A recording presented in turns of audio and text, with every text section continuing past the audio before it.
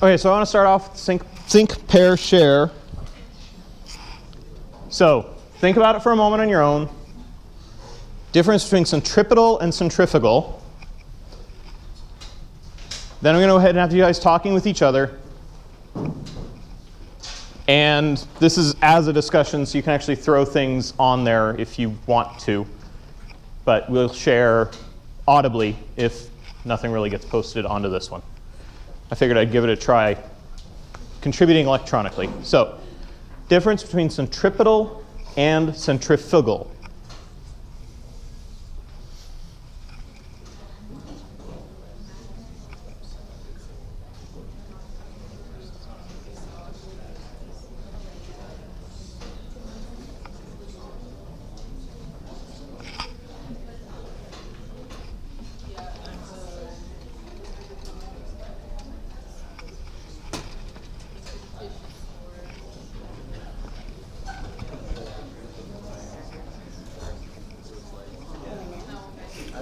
Centripetal is the actual inward force, and the centrifugal is the fake outside force.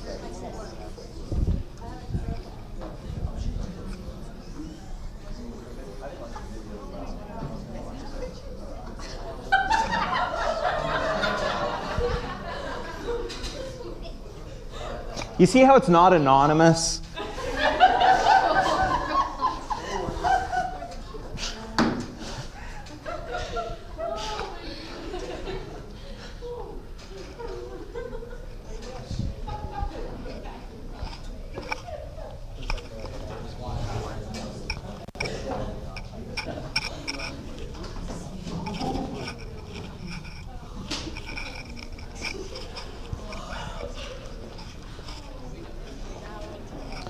Okay, so we're completely out of hand here.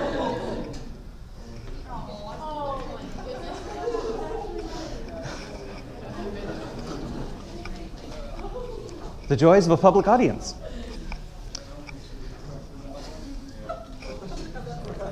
So is the centrifugal force real? Okay, what does real mean?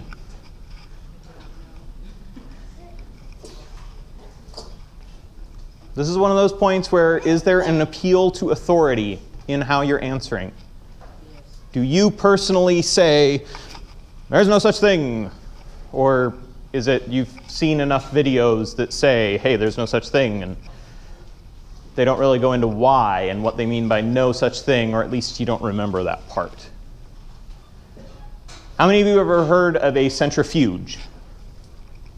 We've got a couple people that are loosely tied to chemistry, so I imagine a fair number. How about a centrifugal pump? Okay, well that's a really common type of pump, but we don't have a lot of engineers in here because they take the 200 series, so that makes sense. There are things which use the centrifugal force. So is the centrifugal force real? How many say no, still? How many say yes? How many would like to get a definition of what real means?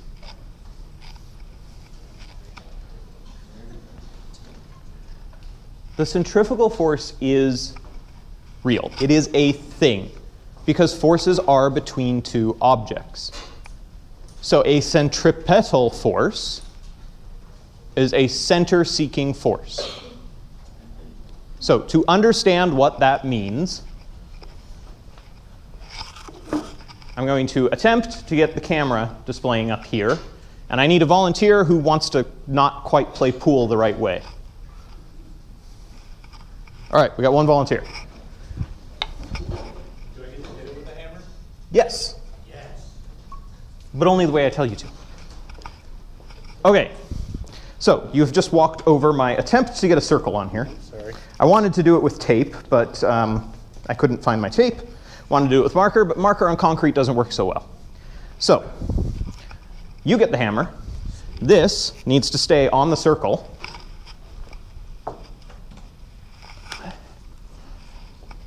Which we can not really see that well. It's loosely in the middle there, just past the little gray plate. Wow, nice lag on that. So I'm going to roll the ball toward you. Actually, I'm going to hold the camera here. Someone else can roll a ball. Who can pitch?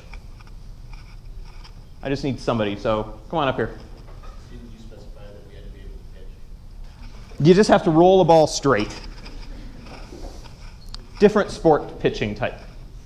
So roll this tangential to, meaning at the side of the circle. So you're just going to roll along here, try to get it close to the circle.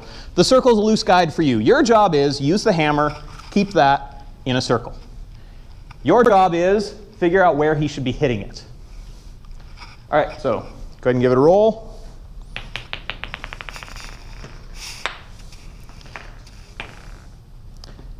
All right, so we've utterly failed to get onto a circle. Does anybody have advice? Nope, it's on the circle. I went. Yes, but we want to go around the We circle. want to go around the circle? Yes. Ah. You want to keep it moving. We're making an orbit. And this is probably making some people motion sick. Sorry. Here, I will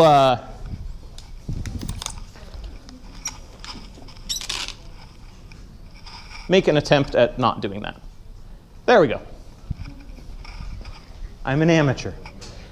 OK, so one more time. Let's roll towards the back of it instead of the front, just so he doesn't knock my camera over immediately.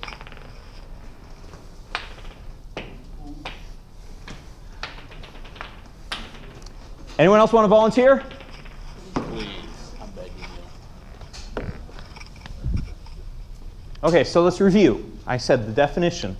Centripetal force is a center-seeking force. Pick apart the words. Think of what you did to prepare for class today. If I say center-seeking force, does that mean anything?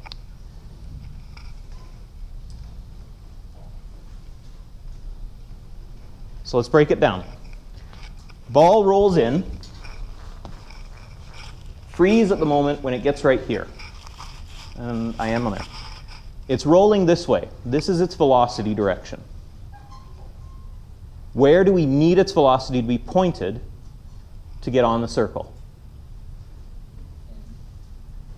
Do we want to point along the string?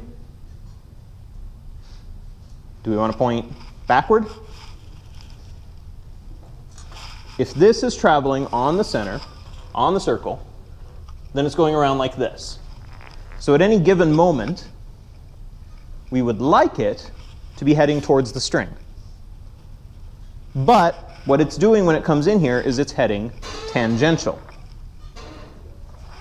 Now, when you apply a force, you get an acceleration. An acceleration is a change in velocity. We need to change this velocity. Which direction do we want to change it in? We don't need to change the speed. We just need to change the direction. If he just hits it toward the string, is that going to work? Because then it will bypass the string to end. So what if he hits it backward? Is that going to help us?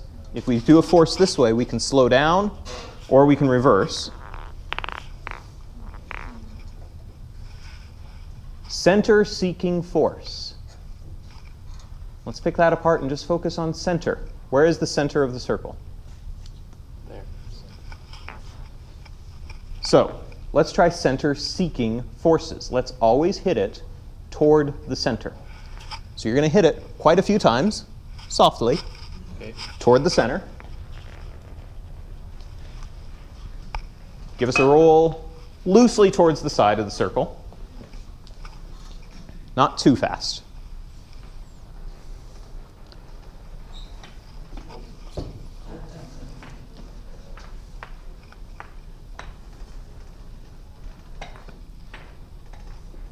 I wanted to do this with a bowling ball, but the one bowling ball I've got doesn't roll. So I will get a new bowling ball. For now, I'll go ahead and step in. One more pitch.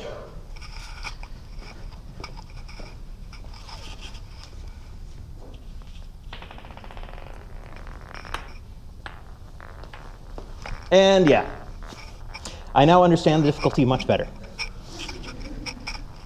Not having a 15-pound bowling ball makes it hard for this thing to keep its momentum. And we haven't really talked momentum yet. So, thank you. I can see you probably had the right idea, but this just doesn't work. OK, so what I was hoping that would show, it really didn't.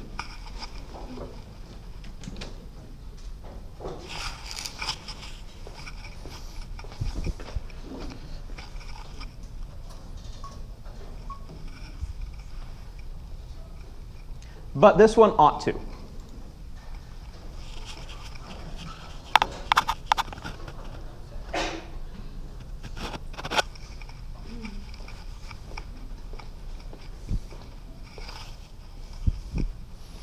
This is another might not actually work demo. So I'm going to have someone come up here and spin this ball about as slow as they can in a circle. And then I'm going to bring in a razor, try not to kill them, and stick it in the way of the string on a level with their hand. And the part of it that might not work is my razor might not be sharp enough to cut the string. But this is a really terrible string, so it should work. Now, if I cut the string right here, right at a level with his hand as the ball is going up, or her, which way does the ball go? Does it run off? Does it collapse in? Does it jerk back? Does it fly away? Or does it fly up? So, who can spin a string?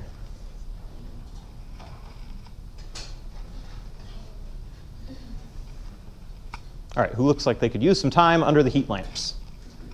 Who seems chilly? So someone bundled up in a coat then. All right, you're wearing a jacket, a sweatshirt. I'll grab you. There's probably someone in a full coat that I just didn't quite notice.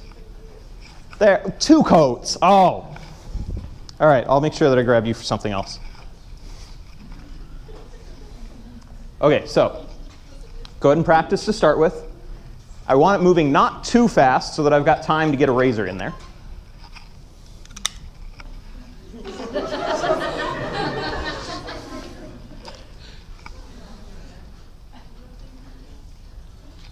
And I've got bad aim.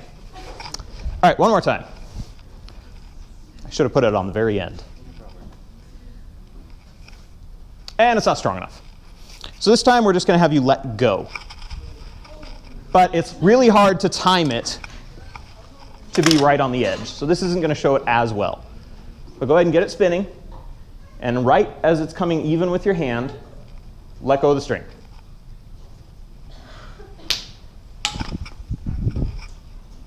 Thank you. So, which way did it go?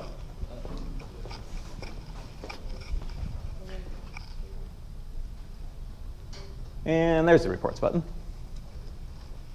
And good, 44% of you guessed that it would go up.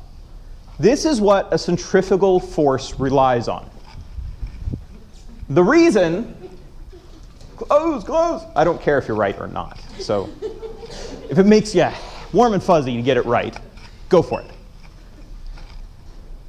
The reason a centrifugal force works is because it relies on taking away the centripetal force. But the centripetal force and the centrifugal force are a force pair. They exist together. So when it says it's using the centrifugal force, what it really means is it's taking away the centripetal force. A centrifuge sucks in water at the center of an impeller, which makes the water spin around. And then it has an opening sitting off to the side, which points out tangential to the circle. So if you want to get a lot of water to go that way, then you put your opening right down here, so that when the water comes around, it stops having the edges of the container pushing it towards the middle. All of a sudden, there's an opening where its velocity takes it away. So by spinning, you get a very large velocity in a direction. Now, the incredibly low level, we're working purely on intuition and not paying any attention to physics, that is used in some movies where they shoot guns and make the bullets curve, or shoot rockets that also, for some insane reason, go off on curved paths, is that when you break that, you still keep this circular motion. And that falls back to that same concept that was on the test, which I shouldn't, well, no, it was on the homework too, of firing the gun at the water. Which one is going to have the higher acceleration? The one that was fired, the bullet that was fired, or the bullet that was dropped? Well, the acceleration that gets you that high velocity is only while you're in the muzzle, only while there is a force pushing on you. Same thing with this circle. You only go in a circle while there's a force pushing on you. There's something pushing toward the center.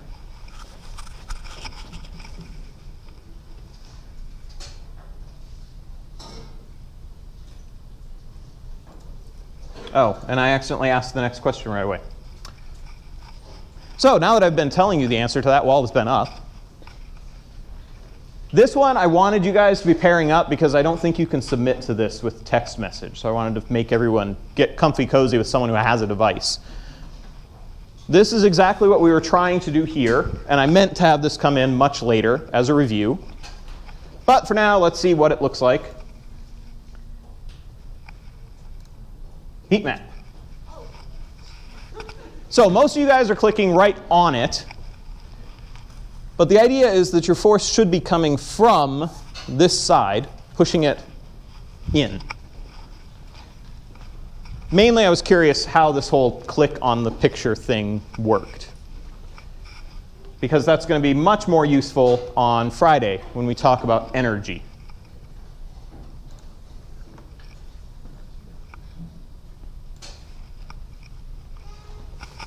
And I can mute this. Okay, does anybody have questions about the centripetal force? All right, it looks like there is some struggle with how it works. So try to spend some time with it. When you get to the homework that I'll be posting up, that'll give you more of an idea of what I'm looking for you to understand. But the main thing is, in order to get something going in a circle, there has to be a force, because this is an ever-changing velocity. Velocity cannot change without acceleration. Acceleration cannot happen without force. Now, the direction in which that force is going, if you have an object here, its velocity is tangent to the circle. That is the direction it wants to go in. Take away all forces, that is the direction it will go. In order to get this velocity to become that velocity, you have to add, just make sure I'm sticking tip to tail, you have to add a force. And so it works out just drawing the arrows, as long as you understand the velocity you have versus the velocity you want. Then you can find this is the force you need, which, redrawing it on the center of mass, means this is the force you have to apply. And it should be exactly the same length so that I'm remaining consistent. That's all there is to circular motion. The big catch comes when we start talking energy. When we talk momentums, this is going to become more confusing. So try to incorporate this into your thinking now. We are going to talk conservation of angular momentum later. And at that point, if you're still struggling with this, you can't advance into the rest of the material. I'm trying to distill this down to the absolute bare minimum of what you need to know about the centripetal force. Now, barring any questions and facing a plethora of failed demos, I don't have that much for you guys. So I wanted to say something about the exam. Results on the whole were good. I've still got 5 people who haven't taken it, and some of them, they were in excused absence. So I'm not returning the tests until I've finished giving the tests. If you want your test back, you're going to have to come see me. Wednesday at 9 a.m. is the last makeup that I currently have scheduled. I'm waiting to hear back from one student. So after class on Wednesday, if you want your test, you can come see me. If you wrote things on your test, I probably wrote something back to you. Tests can be a learning tool if you reflect on what you did wrong. So please, come get your test if you want to learn from it. There's one person who got a 10 out of 10, but they did write stuff, and some of what they wrote had problems, so I did write back. So even if you got a flawless score, it can be worth getting your test back. Scores are all on Blackboard Learn, which also shows you the class distribution, the average and whatnot. This was a practice for me giving tests as a half day. I aimed for a really short, and it turned out it was really short. I wanted to have extra room in case I was wrong. Future exams are going to be paced out more appropriately, and they're going to cover more material. This, you had a 25-question homework, and you knew that 9 of those were going to show up. That was a piece of cake if you wanted to approach it from memorization. And the topics were all pretty similar. Future exams are not going to be the same. The future exams are going to be over topics that are pretty spread out, and it's going to be a lot more topics. If you're approaching it from memorization, it's going to be a lot harder. If you're taking the time each day to pay attention to the material, if you're asking the questions you have to make sure that you understand it, and if you're coming to me to make sure you understand the homework, which, by the way, I'm not going to be posting with the answers anymore, especially since I clicked the wrong box on some of the answers, and what it said is right was not. Some of you were thinking enough that you noticed that, and you came and talked to me, and that was great. If anyone was just, oh, this is what the program says is right, I'm going to memorize that, then you missed a point on the test. I think that one showed up on the test. Anyways, future exams, don't go slack because this one went well. I was hoping this one went well. That meant that my design for all the other exams was viable. And we're going to see on the next exam if I'm being too cruel with cramming in all the material. And if your guys' scores tank, then that's why only 5 of your 7 are being graded to your final grade, so that I can afford one exam where, because of something I did, all of you get bad scores. So please hit me up if you need help on the homework, or go to recitations on Wednesdays, which I keep on forgetting to tell you about. Bring questions to class whenever we cover the material. And I'll see you on Wednesday.